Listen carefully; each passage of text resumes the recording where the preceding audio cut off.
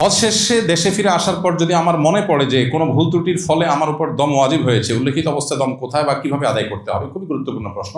পরে জেনেছেন যে দম ওয়াজিব হওয়ার মতো কাজ হয়েছে, বাট আপনি দম আদায় করেন নাই, তাহলে কি করবেন? উত্তর হলো, তখন আপনি আপনার তরফ থেকে যে কাউকে দিয়ে আপনি দম দেওয়াবেন। এখন তো অনলাইনে দমের টাকা পেমেন্ট করা যায়, বাংলাদেশে বসে পেমেন্ট করতে পারেন, সৌদিতে আপনার পক্ষ থেকে দম আদায় হবে। দম হিসাবে যে ছাগল বা দুম্বা কোরবানি করতে হয়, সেটা বাংলাদেশ বা পৃথিবীর অন্য কোথাও জায়গা হলে হবে না, ওটা মক্কাতেই হতে হবে। মক্কাতে হওয়ার পর সেটা ডিস্ট্রিবিউশন যে কোনো জায়গায় হয়ে যেতে পারে। তো যেহেতু আপনি দেশে চলে আসছেন, মক্কা যাওয়ার সুযোগ নাই, তো সেক্ষেত্রে আপনি অনলাইনে দমের টোকেন কিনলে আপনার তরফ থেকে সৌদি সেই সরকারি এজেন্সি দম দিয়ে এটা ডিস্ট্রিবিউশনের ব্যবস্থা তারা করে, এটা আপনি করতে পারেন। আর চাইলে কোনো হাজির যাচ্ছেন, তার মাধ্যমে আপনি করাতে পারেন যে আমারটা আপনি করে দিয়ে অনলাইনেও আপনি টোকেন কিনে এটা করতে পারেন। এখানে প্রসঙ্গত একটু বলে রাখি, অনেক এজেন্সি একটা বড় অপকর্ম করে, সেটা হলো হাজিদের কাছ থেকে টাকা নেওয়ার সময় একটা দমের টাকা নিয়ে রাখে। কোরবানির টাকা তো আছেই, এক্সট্রাভাবে একটা কিসের টাকা নেয়? দমের টাকা। তো আমি অনেকগুলো এজেন্সিতে এরকম শোনা পর জিজ্ঞেস করলাম, ভাই এটা কেন করেন আপনারা, কাহিনী কি? তো বলে যে বলা যায় না, প্রথম হজ করতে যাচ্ছে বেচারা, কোনো ভুল যদি হয়ে যায় এই জন্য একটা অগ্রিম দম দিয়ে রাখলাম। তো আমি বললাম যে ব্যাপারটা হলো এরকম, নামাজ পড়তে যাচ্ছি, বলা তো যায় না কোন কারণে সেজদায়ে সাহু ওয়াজিব হয়ে যেতে পারে, এই জন্য বাসার থেকে বের হওয়ার সময় 2-3টা সেজদায়ে সাহু দিয়ে গেলাম। ব্যাপারটা অনেকটা এরকম হয়ে গেল না? আপনি ব্যবসা করবেন সেটা না বলে, দান্দা না করে এই সমস্ত ধানায় মানে কেন করছেন? খুবই দুর্ভাগ্যজনক। দম ওয়াজিব হবে পার্টিকুলার ভুলের ভিত্তিতে, হতেও পারে আমি কনফিউশন রাখার দরকার কি, এই সন্দেহের ভিত্তিতে কোনো দম আসে না। বিদায়ী তওয়াফ 10 তারিখ বা 11 তারিখ বা তার আগে যদি এজেন্সি করাতে বাধ্য করে, তা করলে ধারাবাহিকতা নষ্ট হবে, সেটি না করলেও আমি একা হয়ে যাওয়ার সম্ভাবনা থেকে যাবে, করতে সমস্যা হবে পরে, এক্ষেত্রে করণীয় কি? যদি কোনো এজেন্সি, অনেক এজেন্সি এই কাজ করে, খুবই দুর্ভাগ্যজনক। বিদায় হজ আগে করায়, আগে করলে হবে না, আপনাকে আবার করতে হবে। বিদায় হজ আগে কেন করায়? এজেন্সির লোকদের টার্গেট থাকে নির্দিষ্ট সময় বাস ছাড়তে হবে, শেষ মুহূর্তে বিদায় তওয়াফ করতে দিলে হাজী সাহেবরা অনেকে দেরি করে হোটেলে আসে, অনেকে আগে আসে, ঝামেলা তৈরি হয়।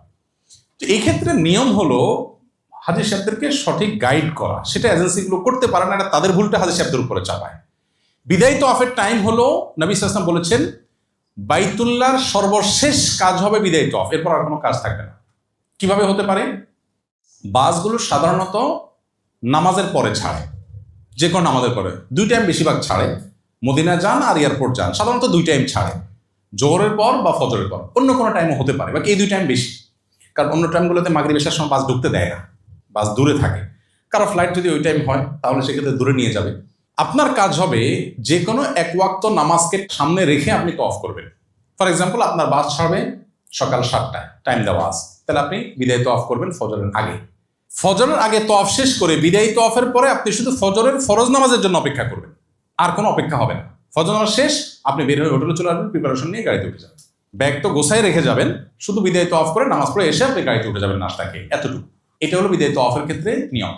আমরা যদি 2 দিন বা 3 দিন আগে বিদায়ী তওয়াফ করে ফেলি, ওইটা নফল তওয়াফ হয়ে যাবে, ওইটা বিদায়ী তওয়াফ হিসেবে যথেষ্ট হবে না, আপনাকে আবার তওয়াফ করতে হবে। আমি আমার হাজবেন্ড একসাথে হজে যাচ্ছি ইনশাআল্লাহ, আমারও আমার স্বামীর মধ্যে তর্ক হয় খুব, তাই এর জন্য করণীয় একটু জানাবেন। স্বামী স্ত্রীর মধ্যে ঝগড়া, ওই যে হজ পুরো জিনিসটাতেই ঝগড়া করতে আল্লাহ নিষেধ করেছেন, সেখানে স্বামী স্ত্রী মানে নিজের ঘরের লোক, তার সাথে ঝগড়া, মানে কত ভয়াবহ হতে পারে। ঝগড়াগুলো হয় কি? ব্যাগটা তোমার সামনে দিয়ে দেখছো যে আরেকজন লোক, গত বছর আমাদের পরিচিত এক ভদ্রলোক, গত বছরই সম্ভবত হাজি ক্যাম্পে আমার সাথে দেখা, আমার পরিচিত, তো দেখি সাথে অনেক মহিলা। আমি বললাম এত মহিলা? তো বলো যে আমার ওয়াইফ, 2জন আমার ওয়াইফ, আরেকজন আমার বোন। তাই বললাম ওয়াইফ 2জনকে একসাথে হজে নিয়ে যাচ্ছেন, ভালো কথা, তো বোন আবার সাথে, এটা সায়েন্স কি? তো বলে যে সায়েন্স হলো যে আমি একা তো এক বউর ব্যাগ ধরতে পারবো, 2জনটা তো ধরতে পারবো না, যখন একজনটা ধরবো তখন আরেকজন তো মন খারাপ করবে, এই জন্য বোনরে হায়ার করছি যে তুমি ওই টাইমে আরেকজনকে টেক কেয়ার করবা। তো বেচারা এই সায়েন্সের উপরে, মানে শুধুমাত্র এই হাজব্যান্ড ওয়াইফের ঝগড়া মিনিমাইজ করার জন্য সে বোনরে আলাদা হায়ার করে নিতে হয়েছে তার। মানে মোরাল হলো যে স্বামী স্ত্রীর মধ্যে ঝগড়া এমনিতেই তো হওয়া উচিত না, তারপরেও তো জীবনের অংশ টুকটাক হয়ে যায়, কিন্তু হজের সফরে তো এমনিতেই ঝগড়া করা নিষেধ, সেখানে কেন হবে? এই জন্য সবর করতে হবে। স্বামী ভুল করতে পারে, স্ত্রী ভুল করতে পারে, এই টোকাটুকি লেগেই থাকে, প্রায় অলমোস্ট লেগেই থাকে।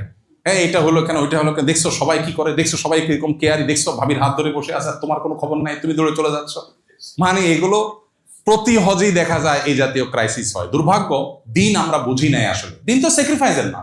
আমার স্বামী আমার হাত ধরেন নাই, তিনি অন্য অনেক ক্ষেত্রে অনেক কেয়ারি, হয়তো আর কেয়ারি না হোক, তিনি চরিত্রবান আলহামদুলিল্লাহ। আরেকজন অনেক হাত ধরে, সে হয়তো দুশ্চরিত্রবান, তার হয়তো অন্য ল্যাকিংস আছে।